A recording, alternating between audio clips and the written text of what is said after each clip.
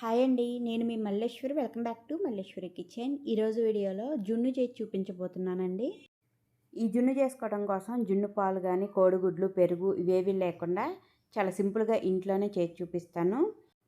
మామూలుగా అయితే గేదె ఈనిన తర్వాత 1 నుంచి 3 రోజుల వరకు ఇచ్చే పాలతోటి జున్ను చేసుకుంటూ ఉంటాం. కానీ పల్లెటూరులో కూడా ఎక్కువ దొరకట్లేదు జున్ను పాలు. అలాంటప్పుడు జున్ను తినాలనిపిస్తే ఇన్స్టెంట్గా ఈ జున్ను పౌడర్ తెచ్చిపెట్టుకున్నామంటే ఎప్పుడు కావాలంటే అప్పుడు చేసుకొని ఫ్రిడ్జ్లో పెట్టుకొని చాలా చల్లగా తినండి. ఇక్కడ చూస్తుంటేనే తెలుస్తుంది కదా ఎంత పర్ఫెక్ట్గా వచ్చిందో. భలే గడ్డలాగా వచ్చిందండి. టేస్ట్ కూడా నోట్లో పెట్టుకుంటే కరిగిపోద్ది. మరి ఇప్పుడు ఈ రెసిపీ చేసుకోవడం కోసం ఫస్ట్ కొంచెం అడుగు మందంగా ఉన్న గిన్నెని తీసుకొని ఇందులోకి ఒక 1/2 లీటరు చిక్కటి పాలను తీసుకోవాలి. కాగబెట్టి చల్లార్చిని ఇవేమీ వాడకుండా పచ్చి పాలని తీసుకోవాలి. ఫుల్ ఫ్యాట్ మిల్క్ని తీసుకోవాలండి. ఇలాగ ఒక 1/2 లీటర్ పాలను తీసుకున్న తర్వాత ఇప్పుడు ఇందులోకి 1 కప్పు బెల్లాన్ని వేసుకోవాలి. అదే గ్రాముల్లో అయితే ఒక 200 గ్రాముల బెల్లం అయితే ఉండిద్ది. బెల్లాన్ని ఈ విధంగా నలగొట్టుకొని వేసుకోండి. ఇలా చిక్కటి పాలు పోసుకుంటేనే మనకి జున్ను టేస్ట్ అనేది బాగుండిద్ది. ఈ బెల్లం అంతా కూడా కరిగేలాగా చేత్తో కానీ గరిటతో కానీ ఇలాంటి విస్కర్ ఉంటే విస్కర్తో కానీ కలుపుకుంటూ బెల్లాన్ని కరిగించాలి. బెల్లం ప్లేస్లో కావాలంటే మీరు పంచదార అయినా సరే వేసుకోవచ్చు.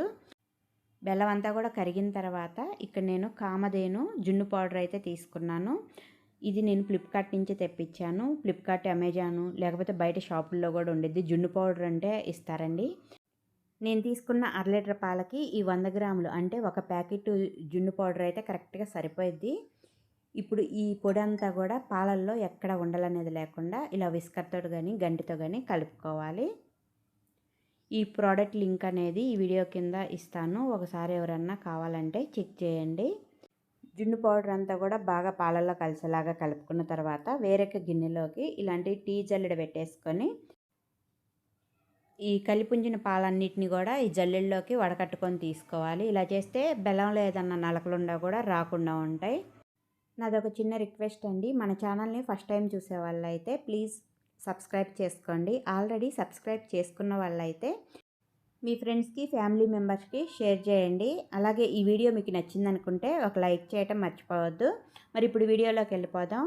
ఇలాగా వడకట్టుకున్న పాలల్లోకి మంచి ఫ్లేవర్ కోసం ఒక 1/4 టీ స్పూన్ యాలకుల పొడి అలాగే ఒక 1/2 స్పూను మిరియాల పొడి వేసుకోవాలి. మిరియాల పొడి వేసుకుంటే డైజెషన్కి మంచిదండి. అలాగే గ్యాస్ ప్రాబ్లం లేకుండా ఉండిద్ది. ఇప్పుడు ఇవన్నీ కూడా పాలల్లో కలిసేలాగా అంటే మిరియాల పొడి యాలకుల పొడి అంతా కూడా పాలల్లో కలిసేలాగా బాగా కలుపుకొని పెట్టుకోవాలి.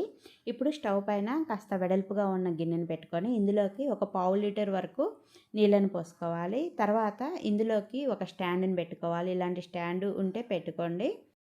ఒక 5 నిమిషాల పాటు హై ఫ్లేమ్లో నీళ్ళని బాగా వేడవనివ్వండి. నీళ్లు బాగా వేడైన తర్వాత ఇప్పుడు ఫ్లేమ్ సిమ్లో పెట్టేసుకొని మనం రెడీ చేసి పెట్టుకున్న ఈ పాల గిన్నెని స్టాండ్ పైన పెట్టుకోవాలి. గిన్నె బాగా వేడిగా ఉండేది కాబట్టి జాగ్రత్తగా పెట్టుకోండి. తర్వాత పైన మూత కూడా ఒకటి బార్లు ఇచ్చి ఫ్లేమ్ సిమ్ టు మీడియంలో పెట్టేసుకొని 30 నుంచి 40 నిమిషాల పాటు ఆవిరి మీదే ఉడికించాలి. 40 నిమిషాలు అయిన తర్వాత చాకుతోటి ఇలా గుజ్జు చూసామంటే ఎక్కడ అంటుకోకుండా ఉంటే జున్ను రెడీ అయినట్టే. ఇప్పుడు ఈ గిన్నెని పక్కన పెట్టేసుకొని పూర్తిగా చల్లారనివ్వాలి. చల్లారిన తర్వాత కూడా ఒక గంట సేపు అయినా సరే ఫ్రిడ్జ్లో పెట్టుకొని అప్పుడు డిమోల్డ్ చేసామంటే జున్ను గిన్నెకి అంటుకోకుండా పర్ఫెక్ట్గా నీట్గా వచ్చింది. అదే వేడి మీద తీయాలన్నా మీరు ఫ్రిడ్జ్లో పెట్టకుండా తీయాలన్నా కూడా కరెక్ట్గా రాదండి.